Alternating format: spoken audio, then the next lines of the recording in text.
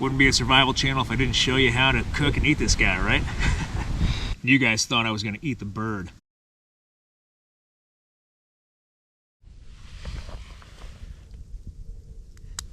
Hey guys, welcome back to Ranger Survival and Fieldcraft. I'm Andrew, and what I have for you today is our minimal pocket survival kit straight from the handbook, and then some winter skills we can do with this kit right here. Stand by.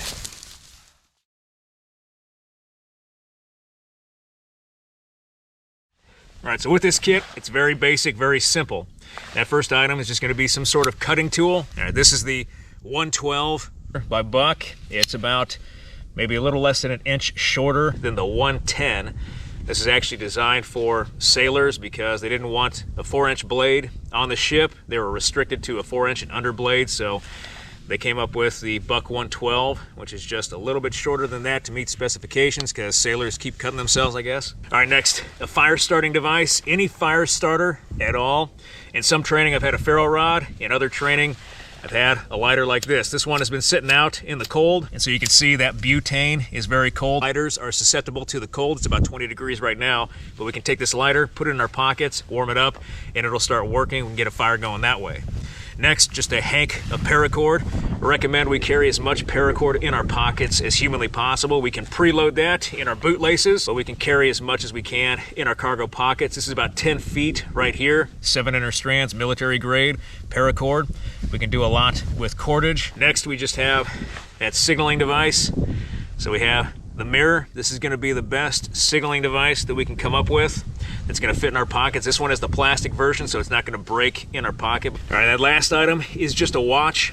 With this watch, we obviously know what day and what time it is. We understand adjacent unit missions, or we understand operations. We could use the information from our watch, the date and time, to move to an area to alert friendly forces that may be in that area. That way we don't miss them. But we can also use this watch as a shadow tip method to give us general cardinal directions. But this watch is going to be a good item for us because it's multifunctional, cardinal direction finding, as well as giving us information on day and time combined with other information we have from the start. So there's our kit. All right, so if this is the basic kit, I would agree that a lot of these items combined with skills and technique would be able to get us through a very short-term survival situation. Even in escape and evasion, we could use a lot of these items, especially the signaling device, our watch, and then the fire starter to provide for the most basic needs. And this assumes that we have our fighting kit on us, our LBE or our flick or our plate carrier, so we have other items with us. But if this is all we had, we would probably want to have something else in our pockets. Things like a snack or some sort of high-calorie food to give us a little bit of energy to get us through that survival situation, or to use as bait. So I would say having something like MRE peanut butter before it freezes on the floor here is a good snack to keep in our kit. Should also have something so we can see in the dark or use as a signal, another signal, multifunctional item. So we have our headlamp, the strobe, so we can use it to see or establish a signal. Next, I would suggest, at least in wintertime, because it's so cold right now, we have chapstick on us. One for our lips. You can always tell a steely-eyed killer by the suppleness of his lips. But we can also keep emergency tinder under the cap, wrap extra tape around it for band-aids or improvisation, or to use as a flame extender. Chapstick in the cold is going to go a long way. And if we only have this pocket knife and we don't have a field knife on us, we should probably carry at least 2 different cutting tools at the same time. One that's going to be the best for survival, in my opinion, is just that multi-tool, because we can do so many things with it. We got the pliers, saw, we got a file, we've got 2 blades, can opener, scissors, everything that we need right here to not only provide in a wilderness setting, but also a built-up or urban setting. Something simple that can go on our person, that we can carry. It's lightweight, but has multiple uses. It's going to be something like some sort of cloth or shamag. So we have our shamag here that we can wrap around our head or wrap around a body part or use for a medical aid device. We can also use something like a camo sniper veil, especially in wintertime. We can use this to help conceal ourselves in the snow, or to use to gather different resources, and even use to actually get a little bit of water. All right, so I'm going to put my kit in my pockets. Got the knife, got our fire starter. Stick this in our pocket and get it warm right away. Cordage, mirror. Notice the mirror has a lanyard on it so we can actually take this and put it around our neck so we never lose it. 550 cord, again, carry a lot of 550 cord, as much as you can in your pockets. And then our watch, now that it's a brick, we'll put it right back on our wrist here. Woo. And the last thing I'll say about this kit assumes that we're wearing good clothing. If we have this pocket kit, we're going to have good clothing on because we're going to distribute or cross-load those items on our person in our clothing. So we should have good clothing on.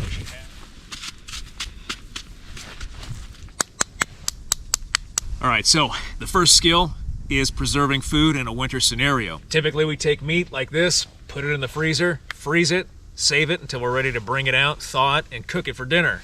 But now that it's winter, we live in the freezer. One thing that was reiterated in survival training was that if we take game during winter, we should chop the game up into meal-sized portions before we freeze it. That way we can just grab a hunk, thaw it next to the fire, and then cook it, rather than taking a chance with our little folding knife. Because what happens then if we take this little knife, it's our only cutting tool, and we try to cut into this bird, one, we're gonna dull the knife, but then two, we could actually break our only cutting tool. So we don't wanna do that. Cut it into meal-sized portions ahead of time before you string it up. We don't need to preserve this by using smoke or any other means. We can simply take this bird and actually leave it out, freeze it because it's below freezing right now, thus preserving our meat. So this bird already has its legs together, which is connection point right there. Get out our cordage, loop it through, and because this bird is frozen, I'm going to use the bird as my grappling hook to get it over a branch.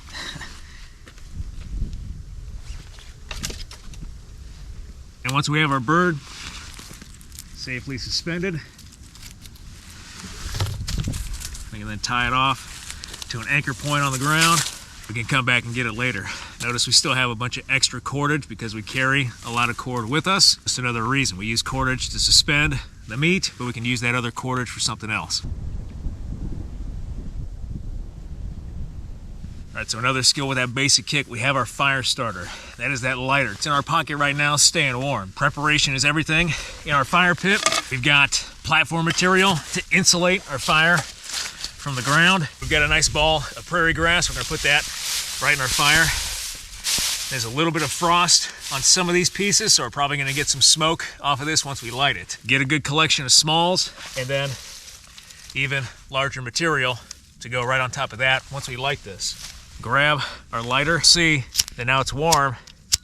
We have just a small flame coming out of that, but we're going to use the tape around our lighter to act as a flame extender, taking that very small flame and extending its life so we don't burn through the fuel in here, and we can save it for later. Take off a hunk of that tape.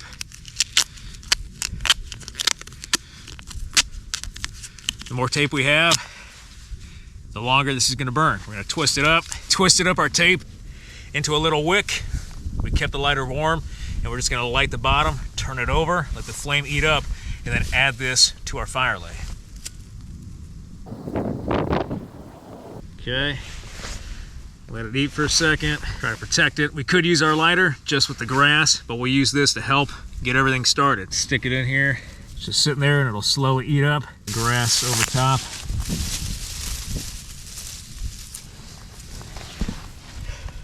There it goes. We add our smalls on, right over top.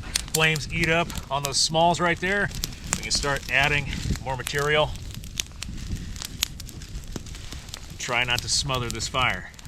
You can see how much smoke we're getting off this fire. It's all the moisture in there. The rest of the grass burning, but we've got our fire.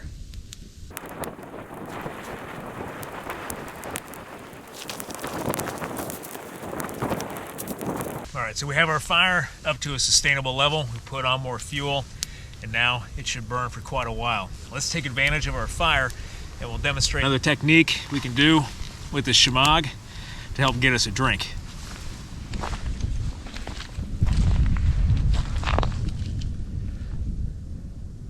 All right, so we got ice in the creek, obviously, and we don't have any equipment or clothing to actually walk out into the water and scoop up water. So how we're gonna get that water out of the creek without compromising our clothing and doing it in a way where we can actually transport that water safely and more efficiently than if we were to scoop it up with a cup and then try to carry it back to camp is with our shemagh. First, we're gonna need a really big stick. I think this will work. All right, so really important, we don't want to go out onto the ice and break the ice because then we're going to fall through. So you want to break ice that's closest to the edge, but that's going to be the stuff that's most thick, which is why we need a big stick to break through. So we're going to harvest some of the ice up through here, try to break through, collect up as much as we can, and put it in our shemagh.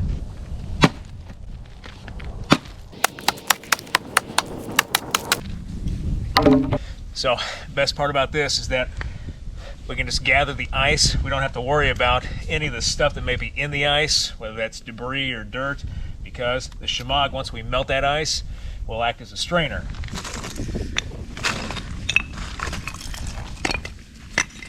Remember, ice is about 90% water, 10% air, so we're getting a lot of bang for our buck doing this. All right, we'll scoop this up. Just like that, we've got our ice ready to melt.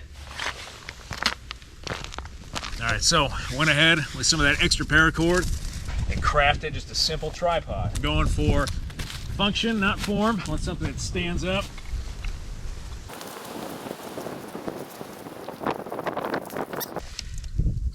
We'll get this close to our fire. So as this melts, we'll take our little Arctic canteen cup and we'll put it underneath so it can begin collecting that melted ice.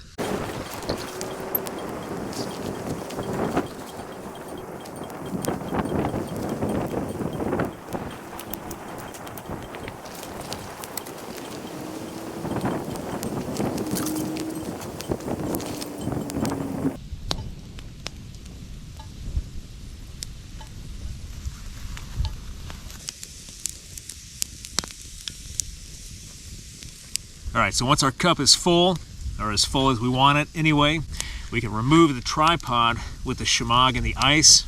The good thing about winter is that ice will freeze again, so it'll stop dripping and we can save water that way, so we don't have to make so many trips down to the creek. But now we can take our cup, place it in our fire, bring this water to a boil to make it safe to drink.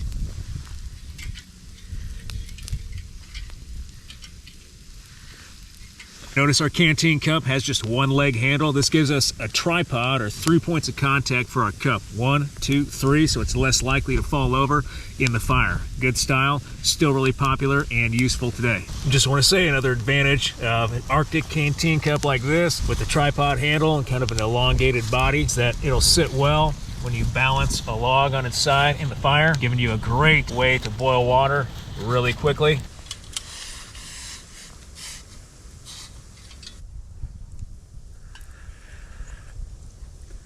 All right, so once we're done with that shemagh, straining that ice, melting it into our canteen cup, obviously we're gonna have problems because now it's frozen, but it's got moisture on it, got that water in there. So don't forget to dry this out. We can place this over a fire and dry it out.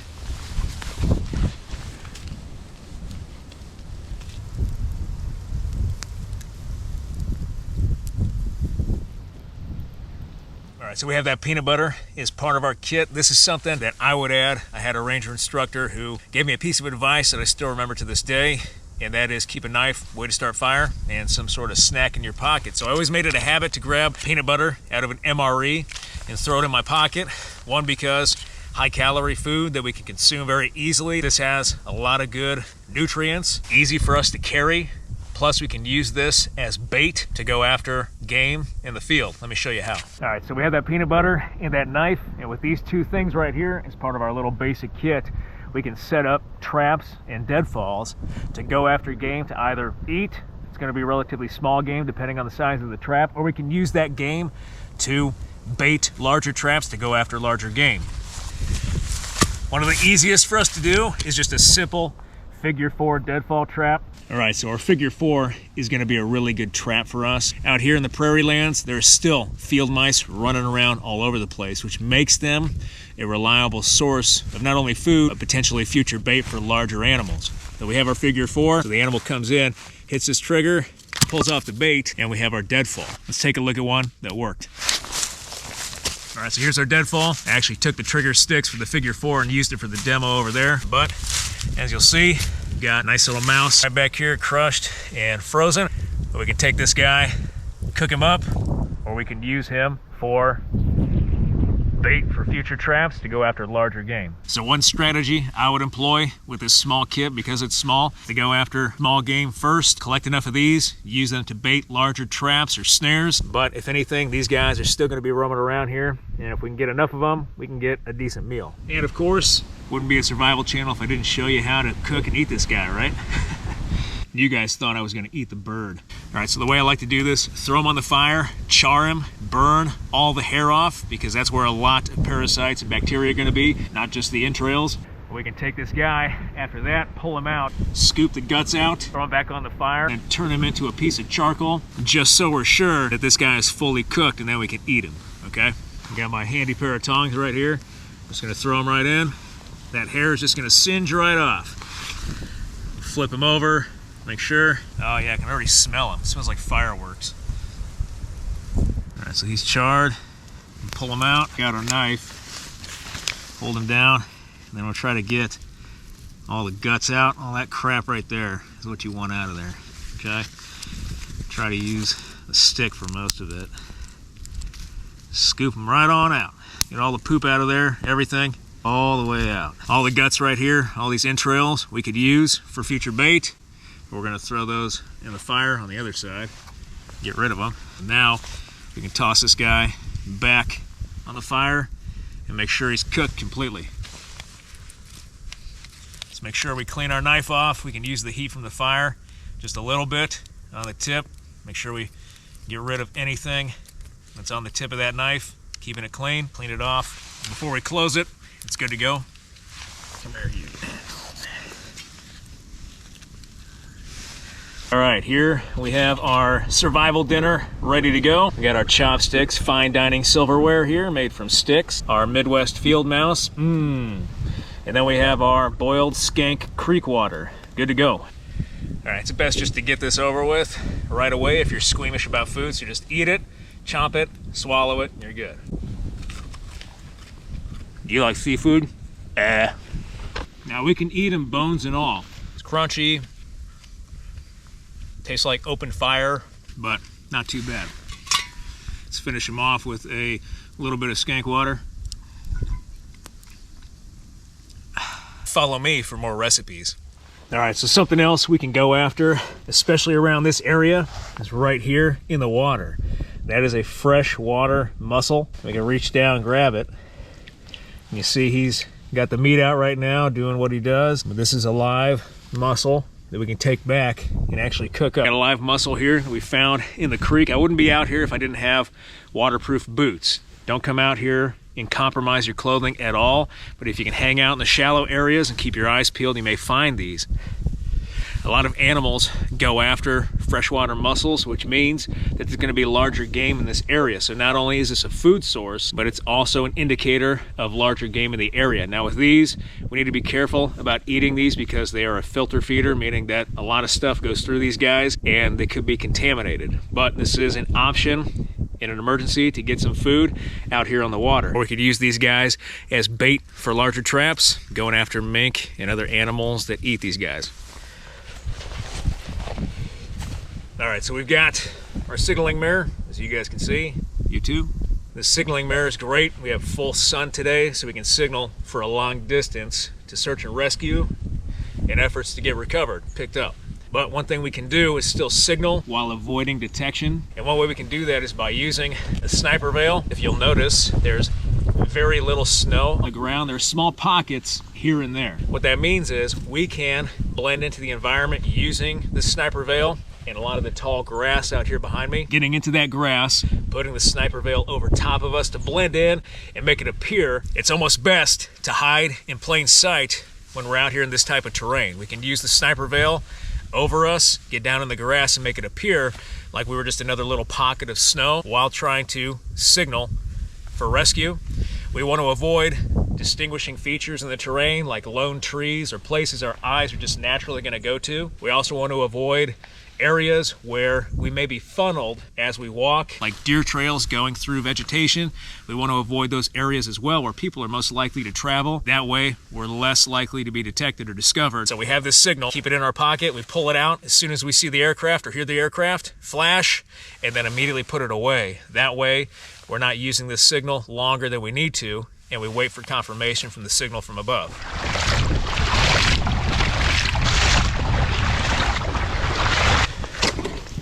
So we want to avoid areas where we're likely to be seen, but I obviously want to be able to signal for rescue. So right down in this area, this is low ground on the north side of this grass, so there's more likely to be snow on the north side where there's more shade and cover from the sun. So this would be a good spot. Plus, we can see our area where we want to signal.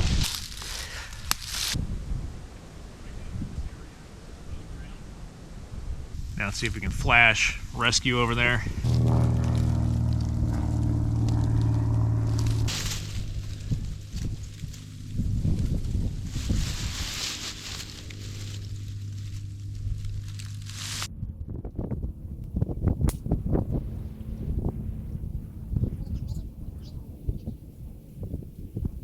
And then once we get confirmation, we hold tight or we move to a recovery area.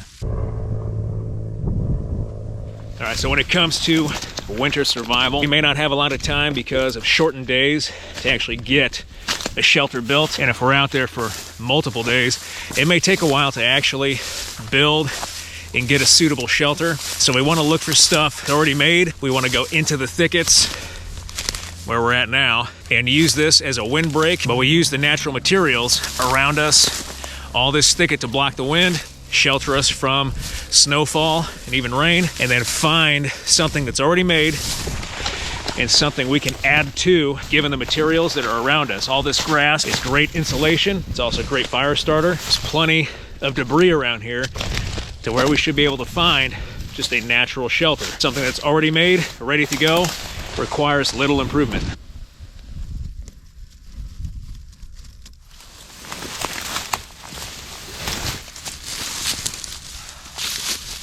So this is what we should go for in a winter survival scenario, especially with a minimal kit like those items we just have in our pockets. Our first shelter is the clothing we're wearing. So we should layer our clothing, which is why it's really important, especially in a colder environment like today where it's only about 20 degrees. But you can see here, this is a natural shelter that's already made. Flood came through over the summer, and you can see the flood debris went right over this thicket and made just a natural parabola shape, just big enough for us in our equipment, which isn't much, so it's big enough. The only thing that would make this shelter better is if we grabbed a lot of this grass out here, dragged it into the shelter to make a bed, 4 inches compressed debris on the forest floor minimum, and then we could insulate ourselves and protect ourselves from losing body heat to the ground through conduction. We could also place a fire out front. If we don't have a fire, then we have 2 choices after that. Suck it and then up. Those are your 2 choices. Suck it up. All right, guys, the wind is picking up. It is getting colder. My batteries on the cameras are going out one by one, and I'm doing rapid fire mag changes with the batteries just to keep the cameras operational. It is that cold out. But that should say something about our level 1 survival kit, just the basic items we place in our pockets to give us a chance to survive. It's better than nothing. Of course, we can always add a few more items to that basic kit. We have our knife, some cordage, way to start fire, signaling device, even our watch. But we could throw a cloth in that kit and just wear it around our necks like I'm doing right now. Add some sort of metal cup and a bottle to contain water and transport that water. We could also add a headlamp so we could see at night and use that as a signaling device at nighttime. Even though it's this cold out, that should say something about our basic kit and how much we can actually accomplish with just a few items. Notice the pheasant is still hanging. Still hanging. So I really hope you like this video. Down and dirty today. I'm going to go warm up these batteries, try to get a few more shots in if I can. But if I can't, I really appreciate everything you guys do for me, for this channel, for your likes, your views, your subscriptions, your comments, your feedback, and your shares. And I'll be back with another video as soon as I can, guys. Thanks.